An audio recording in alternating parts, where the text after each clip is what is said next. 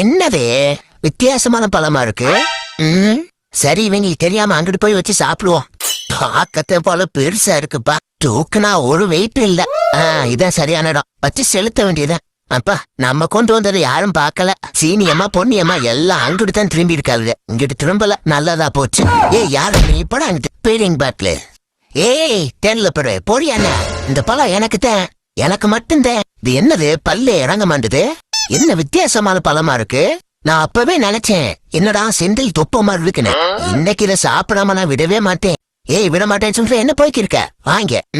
குரங்கு குலத்துக்கே ரொம்ப அசிங்கம். இத நம்ம சாப்பிட்டே ஆகணும். விடவே கூடாது. சோ என்னடா இது சோதனையா இருக்கு.